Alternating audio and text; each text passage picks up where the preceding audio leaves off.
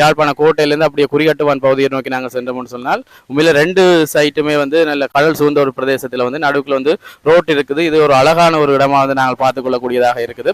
இந்த அழகு நாங்கள் இப்படியே ரசித்து கொண்டு போகிற நேரத்தில் தான் சில இருக்கக்கூடிய குறைகளையும் வந்து நாங்கள் காணக்கூடியதாக இருக்குது. அதாவது வந்து பார்த்தோம்னு சொன்னால் இங்கே இருக்கக்கூடிய மக்கள் அதிகமாக வந்து பொலித்தீன் பாவனைக்கு அடிமைப்பட்டவர்களாக வந்து இருக்கிறோம்.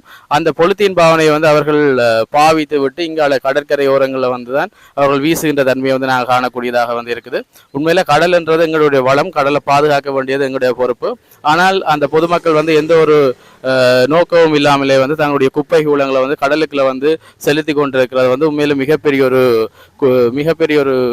என்னை பொறுத்த வரைக்கும் இருக்கக்கூடிய ஒரு நல்ல ஒரு விடயமா எனக்கு இது தெரியல. இது மாற்றப்பட வேண்டிய விடயம். இதால வந்து பல்வேறுபட்ட பிரச்சனைகளை வந்து மக்கள் எதிர்கொள்ள நேரிடும். ஏன்னு சொல்லி பார்த்தோம்னு சொன்னால் இதுக்குள்ள வந்து மீன்பிடி என்றது வந்து பிரதான தொழிலாக வந்து இங்கே நடைபெற்று கொண்டிருக்குது. அப்படி கடலை நம்பி ஒரு மீன்பிடி வந்து செய்யற காலத்துல கடலை வந்து நாங்கள் சுத்தமாக வச்சிருக்க வேண்டிய தேவை வந்து இருக்குது. ஆனால் இங்கே இருக்கக்கூடிய மக்களை வந்து பார்த்தோம்னு சொன்னால் இந்த குப்பை கூலங்கள், அதை தவிர பொலித்தீன் பாவனைகள் எல்லாத்தையுமே வந்து இந்த கடலுக்குள்ள வீசுகிற தன்மையை வந்து நாங்கள் காணக்கூடியதாக இருக்குது.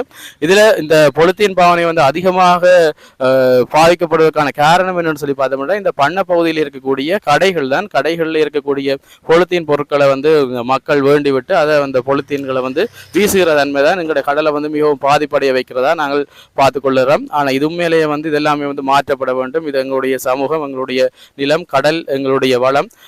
கடல் என்றது வந்து இப்போ யாழ்ப்பாணத்தை பொறுத்த வரைக்கும் 3 பக்கமே வந்து கடலால் சூழப்பட்ட ஒரு பகுதி தான், ஒரு குடாநாடு தான் எங்களுடைய யாழ்ப்பாணம். ஆகவே வந்து இந்த யாழ்ப்பாணத்தை பாதுகாக்கப்பட வேண்டிய தேவை வந்து எங்களுக்கு இருக்குது. அந்த யாழ்ப்பாணத்தை பாதுகாக்கணும்னா கரையோரங்களை பாதுகாக்கணும், கரையோரங்களை பாதுகாக்கணும். இப்படி குப்பை கூலங்கள்லேருந்து நாங்கள் வந்து விடுதலை செய்யணும்.